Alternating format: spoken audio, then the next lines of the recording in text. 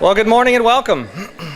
We are glad you're here. We're glad you are a part of the first ever, the inaugural i2ED conference, the Innovation and Ingenuity in Education. I want to take a moment to welcome you. I want to take a moment to share a few things with you as we move into this day. I want to start with this idea of what is this i2ED conference? What does this mean? What is this really all about? Officially, i2ED is a conference that's designated or dedicated to implementing the newest and most promising practices in education, sharing those ideas. But more so than that, it's an opportunity for us to talk about what's possible. It's an opportunity for us to talk about how can we get together as educators and begin to change the lives of students. How can we get together and share the great things that are going on? More so than that, i2ED is an opportunity to gather as educators, to push the envelope of education. It's an opportunity to do it right here in East Texas. You know, it's always bothered me, the great opportunities we have to get together in educational conferences. And I've been to them in Dallas, I've been to them in San Antonio, Houston, Austin, even down to Corpus Christi and Galveston. But why not here in East Texas? We really just don't have the opportunity to gather together as educators in East Texas, and we wanted to make that possible. So very thankful that UT Tyler has stepped up and said, let's do that. Let's make this an annual event where we can get together and share these things. Really, it's a flag in the ground, in a sense. It's an opportunity for us to say, well, we are here. We have arrived in many ways. It's a flag in the ground for East Texas. It's a flag in the ground for UT Tyler. UT Tyler is one of the smallest of the UT system schools, and yet one of the most innovative, one of the ones pushing the envelope in terms of innovation, particularly in the realm of education. So it's a flag in the ground for us to say, look what we're doing, and to open that up and to invite our sister schools to come and share some of these things with us. And it's a flag in the ground for the Ingenuity Center. I want to give you just a little bit of background. I know we've got several different people in the room, and I want to share with you how we got to this point. I want to share with you a little bit of history, if you'll indulge me for just a moment, about the Ingenuity Center and about the Innovation Academy. The Ingenuity Center started about 6 or 7 years ago. It is a STEM center, STEM, of course, standing for Science, Technology, Engineering, and Math. It's one of 7 TA-funded STEM centers. So several years ago, there was an initiative that came out of the governor's office. There was some work that came out of the Dell Foundation, the Gates Foundation, some of the small schools research. Said, you know, we really need to be pushing the envelope in terms of STEM education. STEM being these disciplines, but also how these disciplines come together and work together. And so there was work to start some STEM academies. And these were put in place all over the state. There's 60 or 70 of these STEM academies, some of the most successful schools in the state. But it wasn't enough just to start these schools. The state said, let's put some support structures in place. So there was a STEM network created, and there were these 7 STEM centers that were developed, and East Texas, UT Tyler was able to make a case that we should be part of that. And so we opened the East Texas STEM Center, as it was called then, and it was renamed a little later to the Ingenuity Center. There were 2.5 employees when we started, annual operating budget of about $500,000. Really what we did was teacher education. And we started to expand that. We started to get some other grants. We developed a math and science collaborative. We did some work in terms of integrating technologies into classrooms. We developed specifically targeted math teacher professional development institutes and worked with surrounding school districts. And we began to expand. We said, well, what else can we do? How else can we impact education in this area? We began to do graduate programs and undergraduate programs with the university. We have our UTeach program, a number of people here with UTeach. We expanded into after school. We have an after school group that's here that is going from 4 locations for the last 2 years to 11 locations next year. Pretty phenomenal opportunity there. We expanded from these 2.5 employees to over 100 full-time employees. We went to, or we're about to go to, probably more than 500 part-time employees. And you count all the teachers that are involved in our after-school programs, all the students that work for us, etc. We went from $500,000 in annual operating budget to this year close to $12 million in an annual operating budget. That's 10% of the UT Tyler's total operating budget. So we're continuing to expand, we're continuing to work to do more in terms of impacting education throughout this area. Programs that go, we went all the way to Fort Worth. We are the statewide provider for Project Lead the Way, a pre-engineering program. And in all that work, and all the great change that went on, we began to see a pattern that emerged. We began to see what a struggle it is for school districts to really implement long-lasting and deep change. And primarily, when you look around, you see the landscape that schools operate in, you find that that kind of makes sense. We're in a very high-pressure time in terms of education. And so when the pressures of testing come on, and the pressures of accountability, and the pressures of funding, schools have a tendency to revert back to where they feel comfortable, the things that we've done for quite a long time, as we'll hear about a little later this morning. We said, you know what, we need to have a model.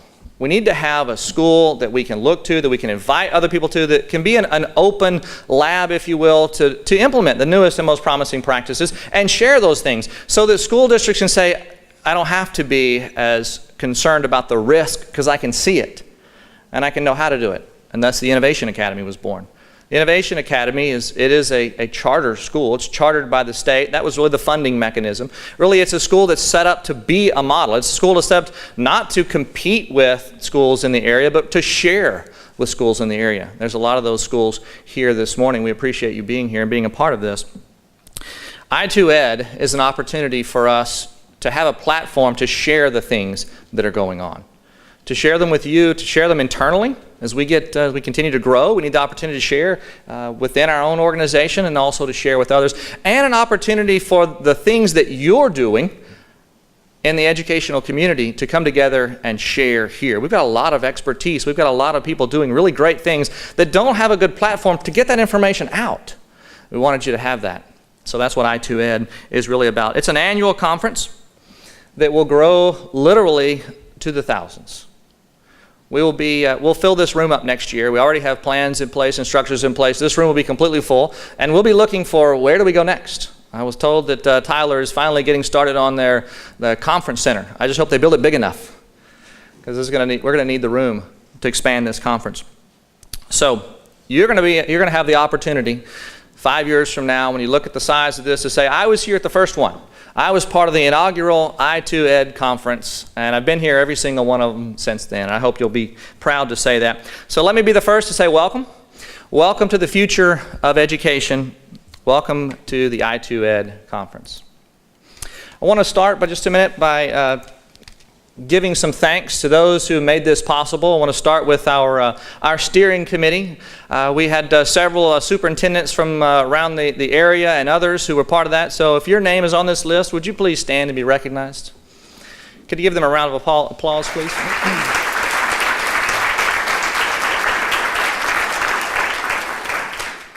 Of course, it's one thing to be able to sit back and say, well, this is the way things ought to be done, but somebody's got to make those things happen on the ground. And so we had a coordination committee. We have a group of people that's helping with marketing and all the technology associated with it. So if you're part of that coordination committee or the marketing group, would you also stand and be recognized? The rest of them are, there she is. And of course, we'd be remiss if we didn't thank our partners and our sponsors for being here. We have Contrax Furnishings, and we also have i2ED, close partners with us, people who I believe are really pushing the envelope of education. I'm proud to partner with these folks. These are individuals who aren't just out to sell you some other product. They're out to enable you to do the things that you need to do to help students be successful. So we would definitely want to thank them. Would you give them a round of applause?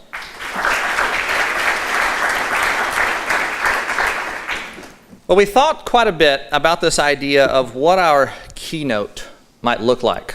How do we want to start this i2ED idea? How do we find somebody that really captures the idea of what i2ED is all about? Somebody who could set the standard for the keynotes that would come after this. We thought hard about somebody who really embodies this idea of 21st century skills. What do students of tomorrow need to look like? Who is someone who can demonstrate that information today? We wanted i2ED to be different, not the kind of status quo. We didn't want to get somebody who's been kind of ingrained in what education has looked like for the past who knows how many years to tell us more about that, but rather somebody who could look at it a little bit from the outside, but also who understood education. Not a lot of people that really fit that mold, but I think that we found one. I think you're going to agree with me that we found one. We have with us this morning the CEO of Contrax Furnishings, Mr. Bill Latham. Mr. Latham is someone that I've been very impressed with him individually, with his company. He, as an individual, really embodies this idea of what 21st century skills are all about, and I think you'll see that this morning. I had the good pleasure to go spend a few days with him. We traveled all over the state of Florida looking at some innovative schools throughout Florida, had good opportunities to have some great conversation about education, and what I saw was an individual who is passionate about education for the right reason, someone who has a vision for what reform should look like. He'll talk to you about this idea of high-impact learning environments and what we can do to change the environment in which students find themselves in terms of education, and someone who's willing to do the hard work to work for positive change in education. So, who is Bill Latham? Well, he's a trained chemist, worked in chemistry for several years, has 3 patents to his name, and then decided, you know what? Life is about change, and this is not what I want to do for the rest of my life. Went back to school and got his MBA, became an entrepreneur. It went from chemistry and having patents in chemistry to an entrepreneur working in the educational realm. He bought and took over a small regional furnishing company and has grown that over the course of a short time exponentially to a nationwide distributor.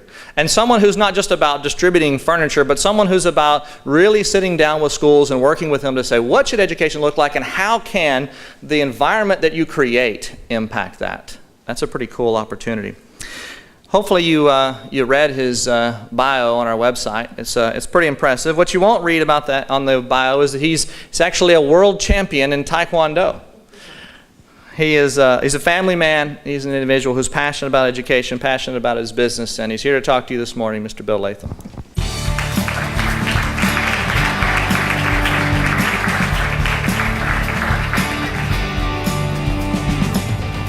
Well, good morning.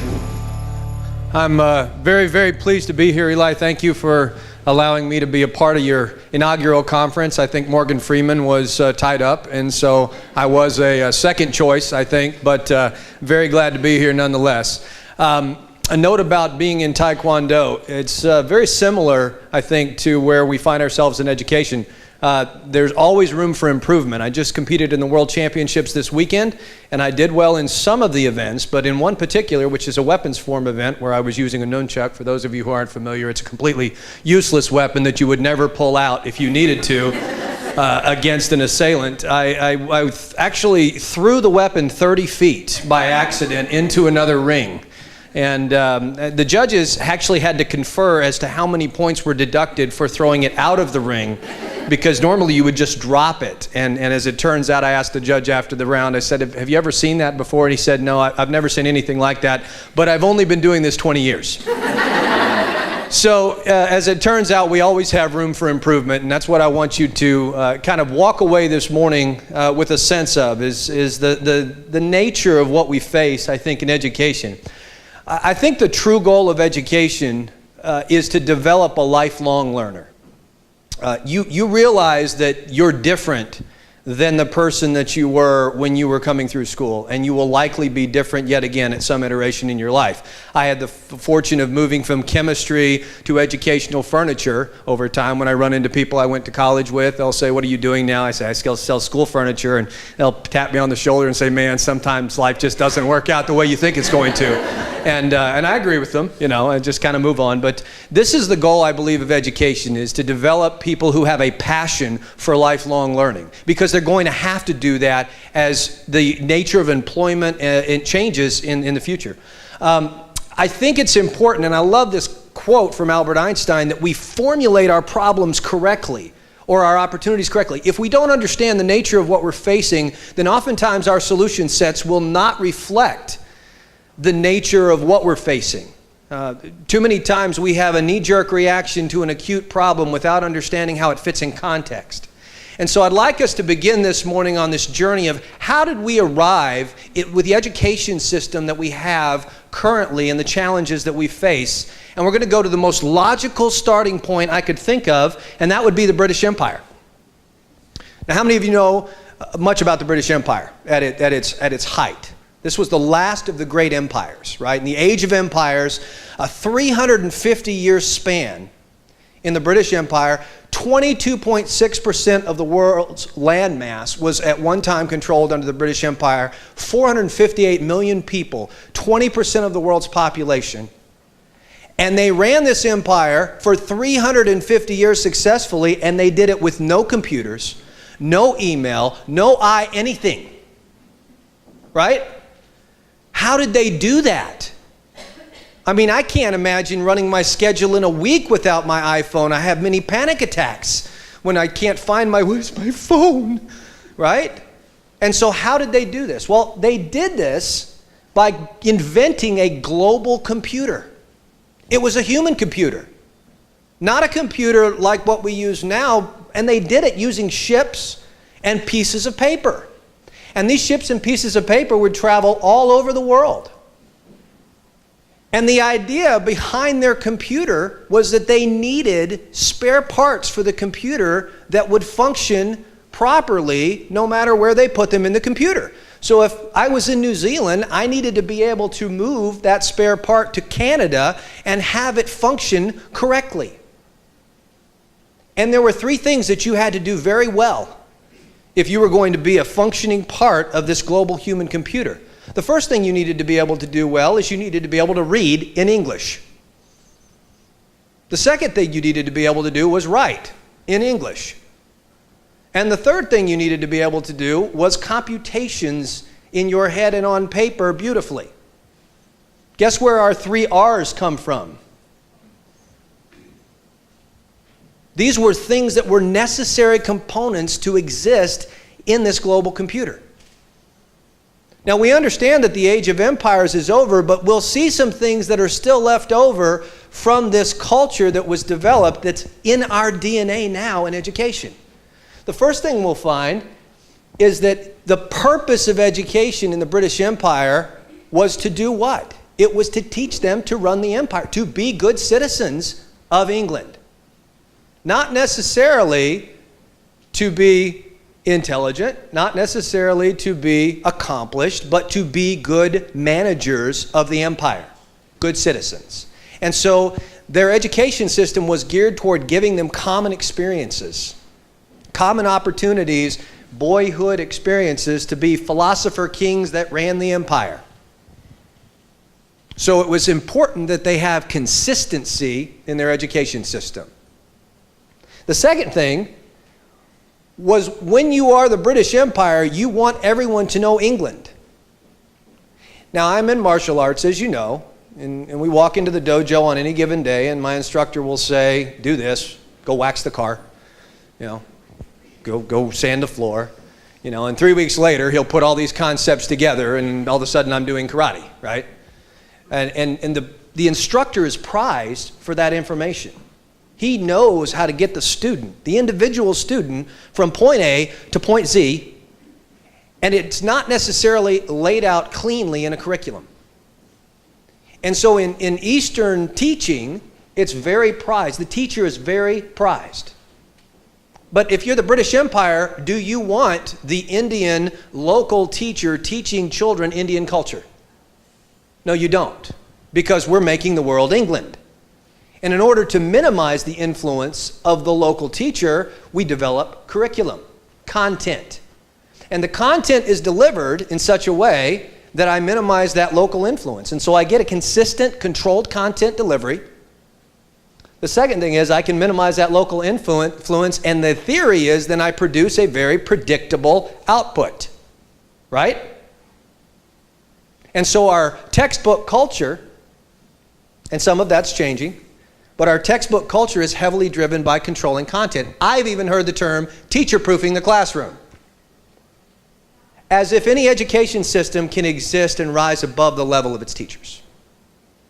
And so we have to understand this is kind of a leftover concept of producing what? Citizens and people that are consistent. The other piece in the Age of Empires that was important was the examination culture. If I was going to send you to New Zealand and you were going to go run the colony, could I be under any illusion that I would pick up the phone and ask you next week, how is it going? No. I had to know that you knew England. And I had to test those things that I could actually test. There's so many things I couldn't test, but I had to develop things that I could test that would tell me that you knew England.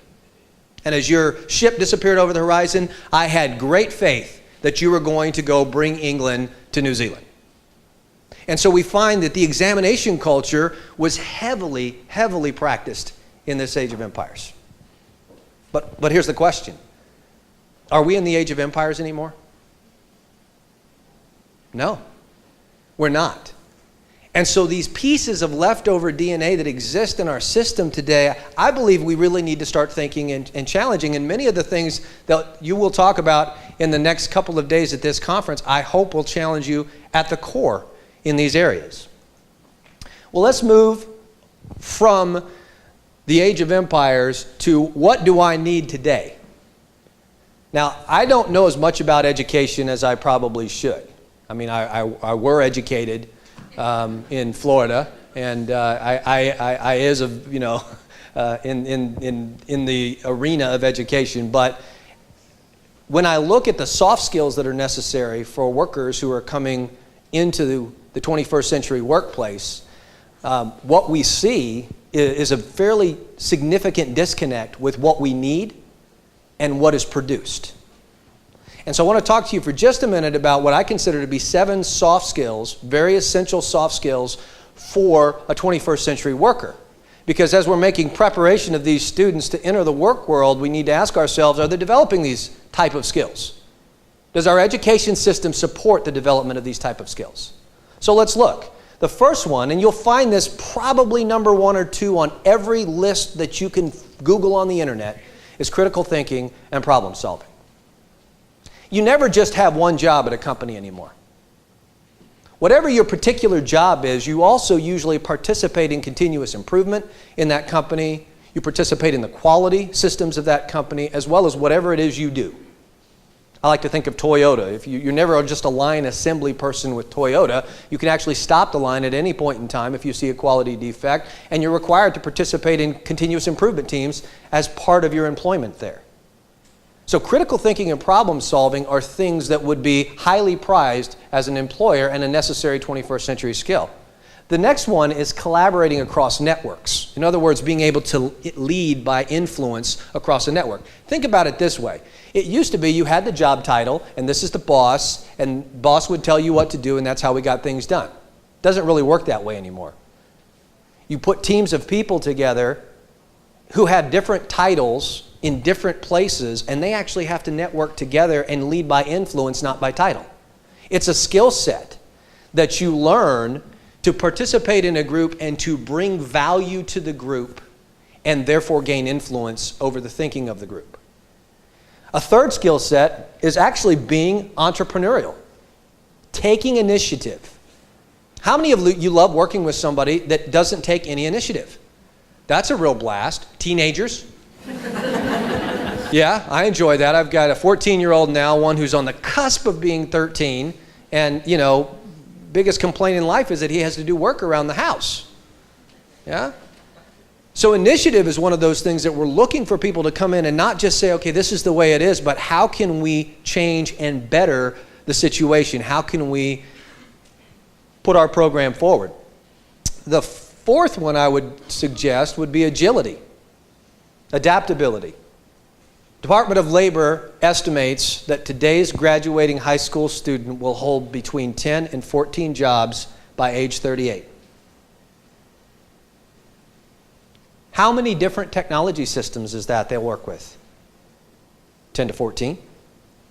How many different contexts will they be in those jobs? How agile and adaptable do they have to be? Not just to technology, but to its application as a tool.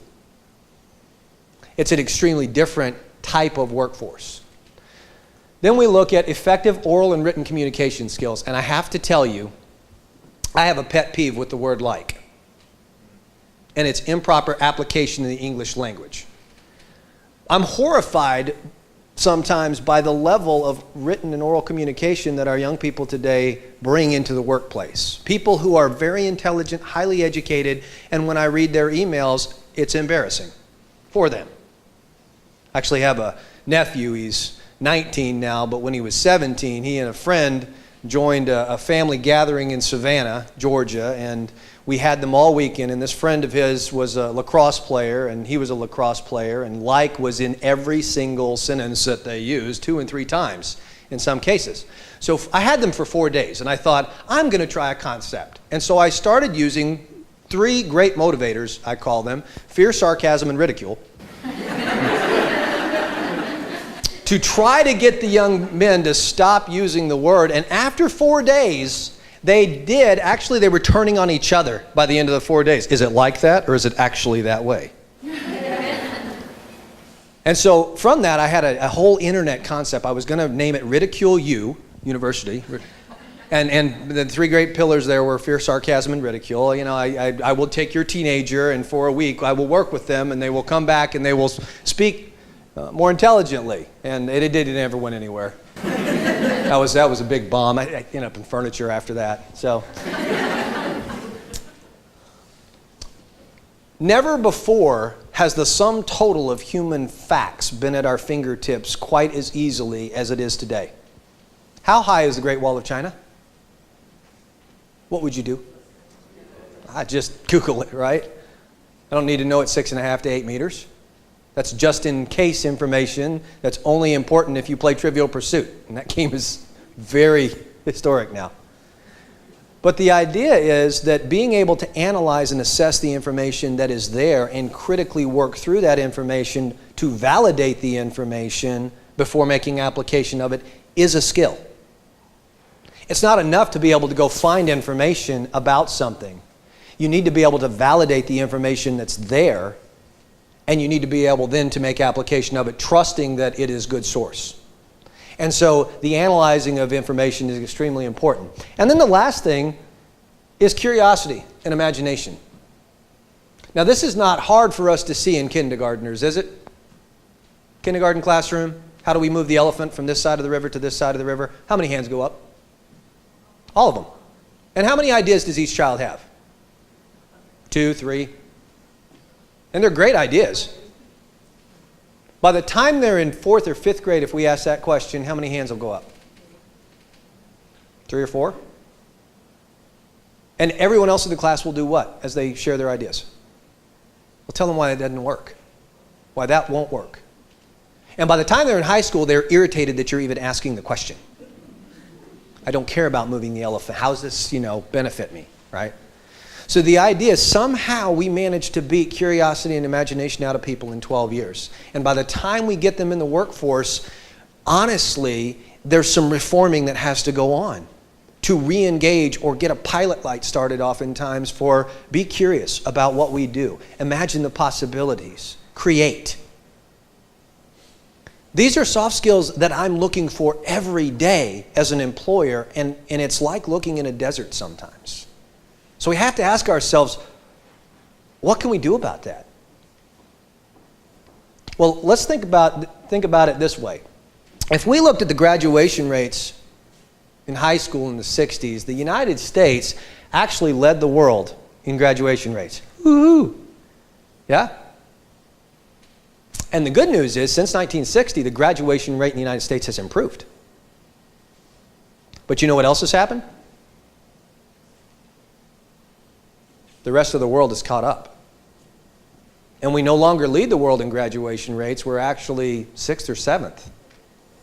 And let me ask you this. Does graduation rate tell you much about the preparedness of the students to enter college or to enter the workforce? Not really. But there is an assessment, I believe, that does. How many of you are familiar with the PISA test? Program for International Student Assessment. We'll talk about it for just a minute then. So the PISA test was organized in 1997. 70 industrialized countries take their 15-year-olds and they take a test in math and science and reading. And the objective of the test is to test critical thinking skills. So it's not a test that says, what's the Pythagorean formula or how do you find X? It's actually going to assume you know the Pythagorean formula, and it's going to put you in a situation that you've never seen before. And you're going to have to make application of things that you know and pull together. A math question might be something like, design your own currency for your country, tell me how it works and why. And you actually have to write lines to answer your math question. You can get full credit for a math question on the test by applying the proper methodology, even if you mess up the calculation. So the test is really geared toward critical thinking and problem solving. Again, just one of the soft skills I've talked about, but a very important one. You'll find it on everybody's list near the top. Now, how does the U.S. perform against other nations? Well, these words are too small for you to see, kind of by design. But at the top here, and I did cheat on the scale here. You'll notice the scale gets really wide in the middle, so it won't look as bad for us in the United States when we get to it. But up here in the top, this is the proficiency rating, 60 to 80%, and we find countries like Korea and Finland, Shanghai, in this kind of purple. By the way, I have a red-green color deficiency, so if I call it gray, gray, gray, and gray, you'll know. Yeah. So in this sort of gray, supposed to be purpley area, this is countries like Japan and Canada and France. And then somewhere down here in the 30% proficiency range on this test, we find Poland and the Czech Republic, and right below that, the U.S. average. But it's not fair to look at the U.S. as a homogeneous education population, because it's not. So looking at states, because states tend to be much more individualistic in their approaches to education, I think is a more sensible way to look at this data. So we're going to look at a map here in just a moment that shows how the states perform in the United States. And I want this group to guess just for a moment how many of our states perform in the 60 to 80% range. Any guesses? 3?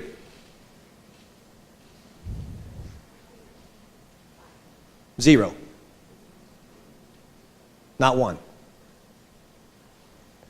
In fact, when we look at the map, we'll find there are very few states that perform even in that second tier.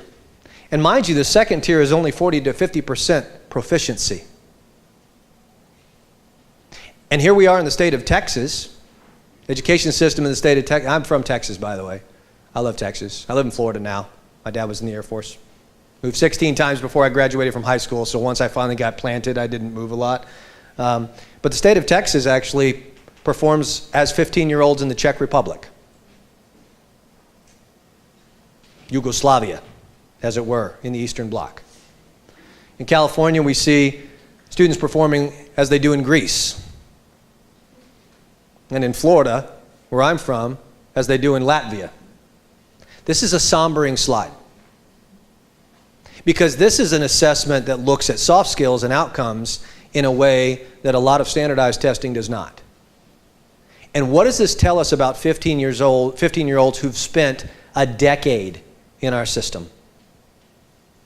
It tells us there's a crack in the armor here of the American education system. And if we believe education to be an economic driver in our country, what does this tell us about what's in the pipeline?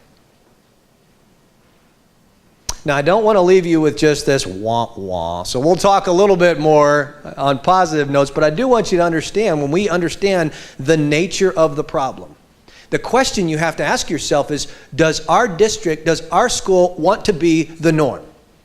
Do we want to be the statistic, the average, or do we want to do something different?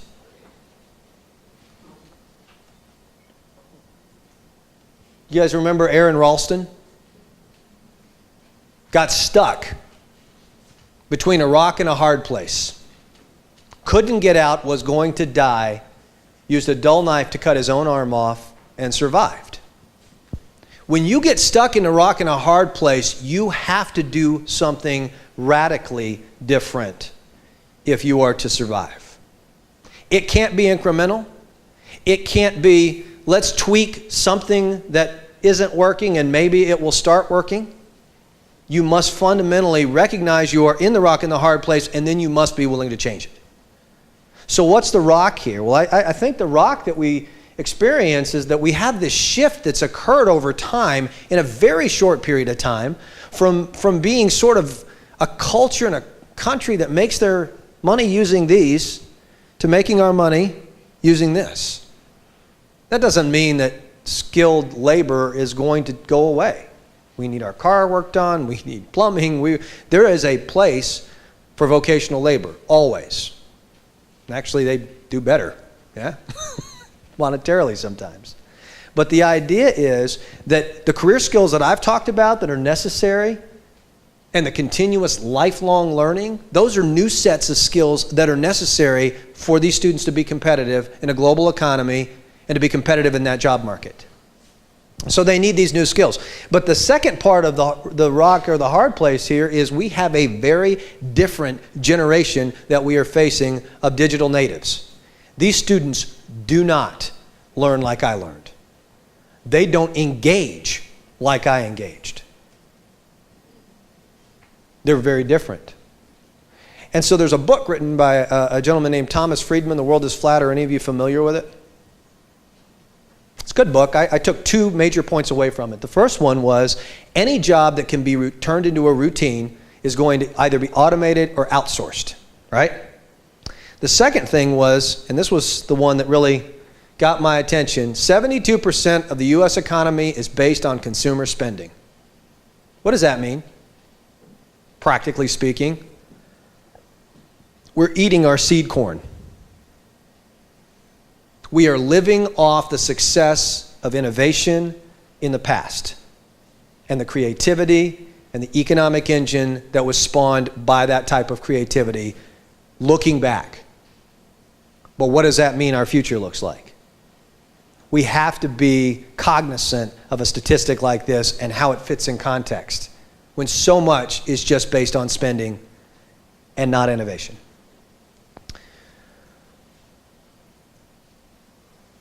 So how about these kids? The ones that you are faced with teaching this coming year. Well, we call them born digital natives.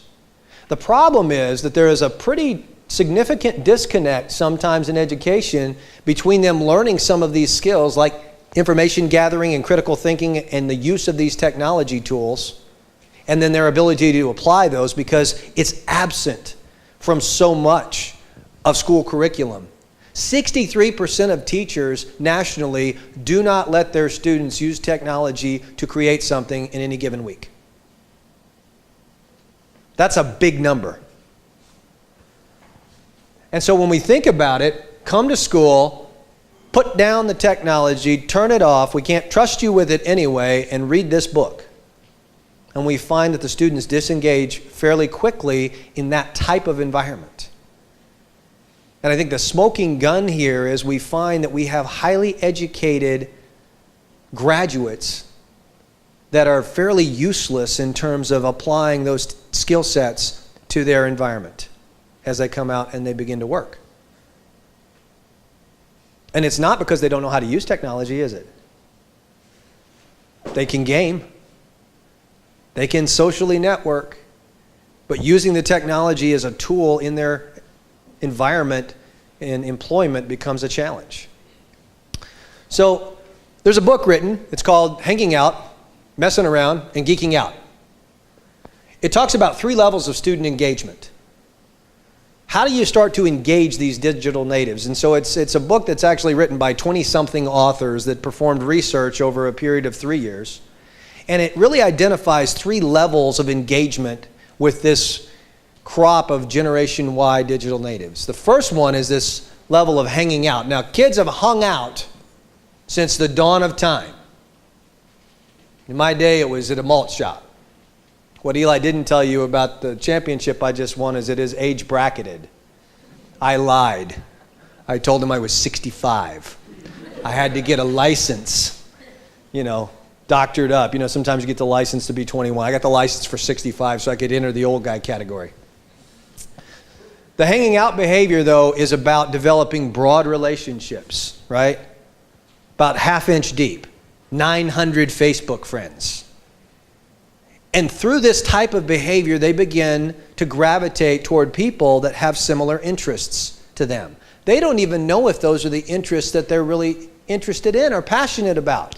I liken it to when I decided to play a musical instrument In 6th grade, they had a fair, and they brought in all the instruments, and they were in a room about this size on tables, and you could walk around and pick up the trumpet and the trombone and the saxophone. I knew I didn't want to play the flute. But beyond that, I was just sort of looking at a very broad range of opportunities.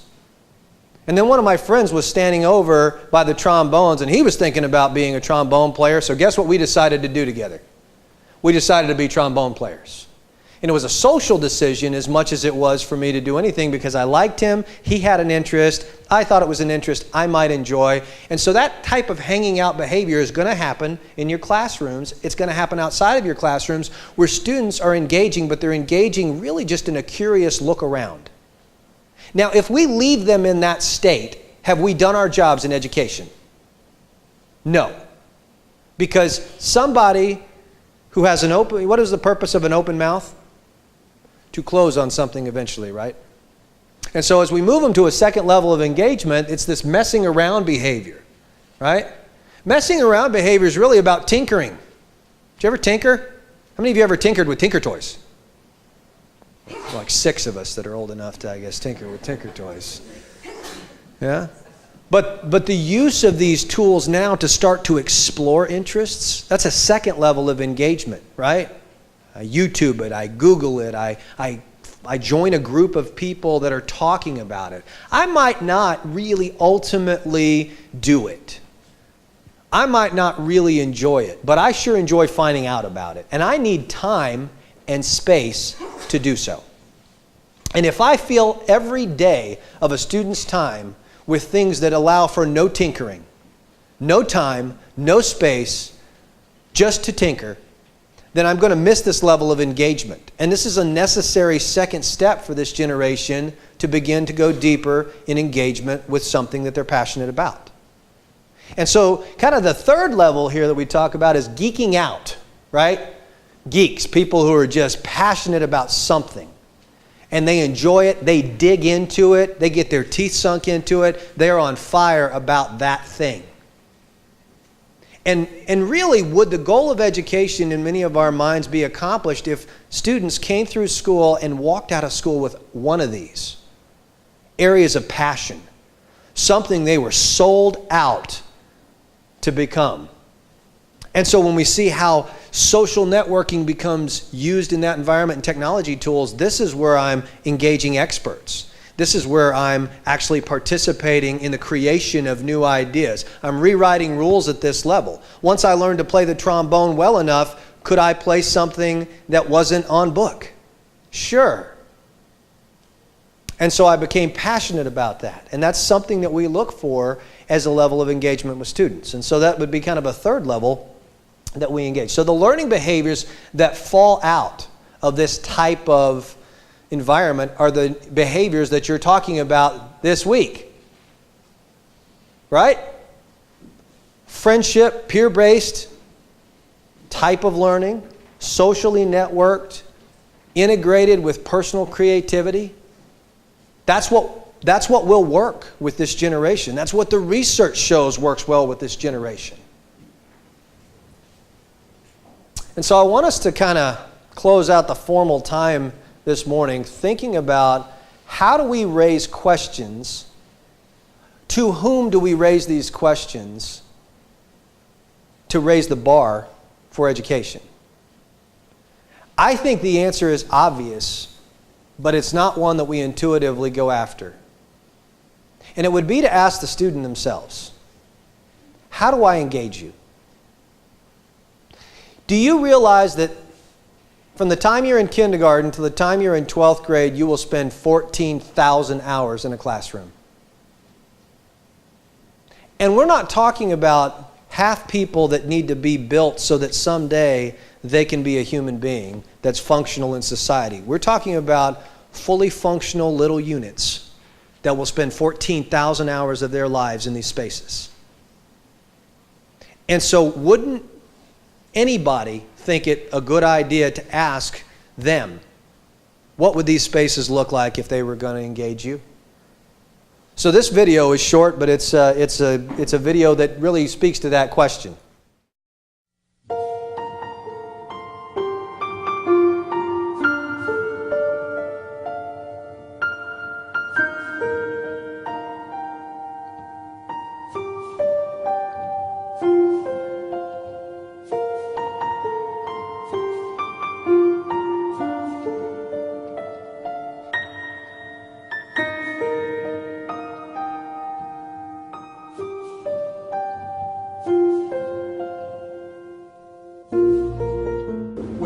one thing, one part, one aspect of the space that would make them feel creative. And really go for it. Make it crazy. Invent this, and invent it in a way that you can tell the rest of our group, what does this space look like?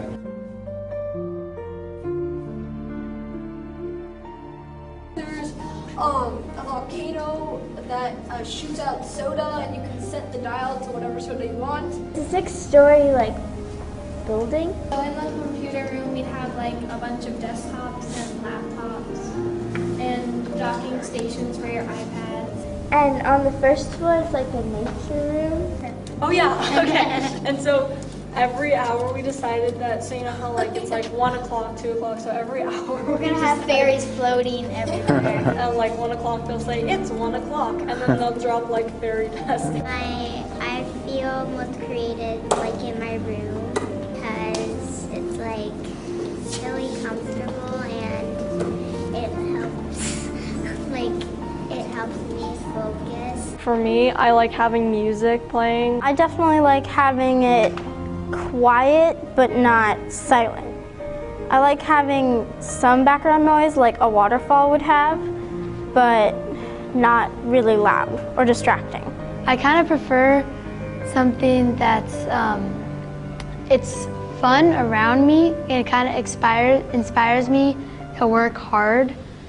My favorite subject is writing, and I really need to be inspired to write. So I usually like going outside somewhere where I can it's not too noisy, but you can hear bird songs and the wind and stuff like that. So what is important, it's specifically in this case, in their environment, to help them get excited, be creative, learn. So that's the question that I'm hoping we can work on today. These are our bouncy balls that they can use for sitting, in addition to ergonomic kinds of chairs. So lots of options for seating. A space where movement is encouraged, volume is encouraged and supported, where it's a lot more organic instead of a more traditional box, quiet. We really wanted none of the rules to apply, so even the physical laws of gravity to not apply, so that they could have gravity defiance and levitation, Jen mentioned. We don't have any real pets, but we do have an area where there are little cuddlies that they can nurture, or squeeze balls that they may need in order to get stimulated for some ideas. One idea was every time you come in, right, this is all movable. You've got furniture, you have, very athletic, bouncy things for people to get their energy out, balls to be throwing, so, while you're coming up with ideas. But so no 2 times when a student enters is it configured the same way. We talked about the power of surprise. I just thought of something. There could be jetpacks on the bottom of your, you could have a jetpack. You could fly up there, type on your computer, fly back down. No, I have a good idea.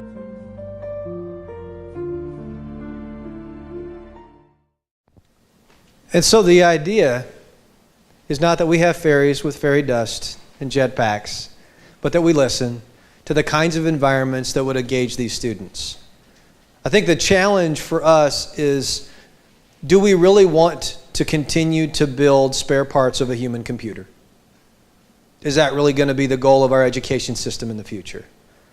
Or are we inspired to ask these students fundamental questions about their space, their environment, how to engage them, how to incorporate technology into what they do, and to teach them to use the tools within the context of soft skills that they need? What do we want for the future of our America and the country that we have? And it's too big a problem for us to solve at a high level. This is going to be a district by district decision. This is a classroom by classroom decision. So many classrooms are set up for the comfort of the teacher and the administrators, and not for the comfort of the students, not for their enjoyment, not for the 14,000 hours they'll spend there. And then we wonder how we disengage them. So my challenge to you is very simple. Enjoy your conference. Take very seriously the gift you've been given to engage students as their teachers, and help work with visionaries like Eli and others who would reform education in this nation, because it will lead us back to a path of prosperity and creativity. Or if left alone, I think we see the other path that's our option. So I appreciate being here this morning. Thank you very much for the opportunity. And I think if there are any questions, there's a couple of mics set up for it. I don't know that I can answer them if you ask them, but I would effort that. So thank you for letting me be here.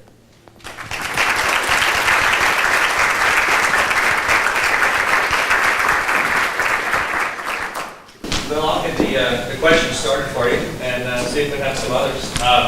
One of the questions that I have is that you talked about individuals who are coming out of high school, coming out of college, entering your enterprise that don't necessarily have these skills that they ought to have. What are some of the things that you're doing within the company to kind of re-engage this entrepreneurial spirit, this initiative for folks, whether they be in manufacturing floor, whether they be in sales or marketing? How do you get them kind of re-inspired? What kinds of things are you doing that we can learn from and take away?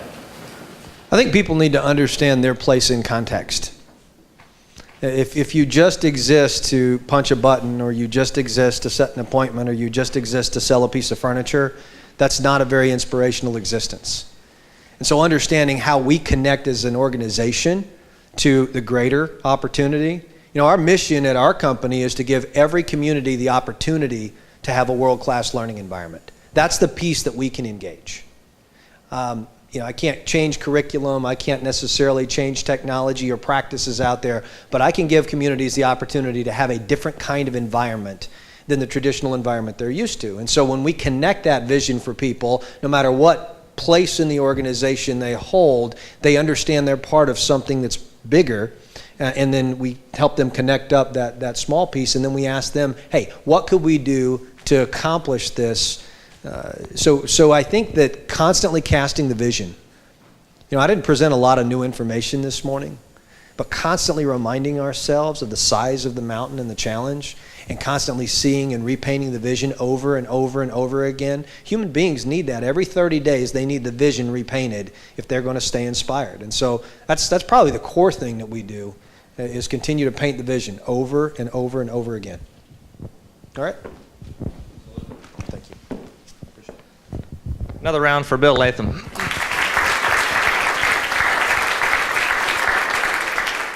I have to say, if that doesn't get you inspired for what the next few days are really all about, then you're probably in the wrong room. Because I think that is just fantastic information. The ability to see it in terms of the education environment, to see it in terms of what corporations look like, to have gone through the system, to have made those changes that in terms of jobs, careers, life settings that Bill has done. I think really inspires me for what we're all about. So I want to thank him again for really setting the standard for what I think i2ED is all about.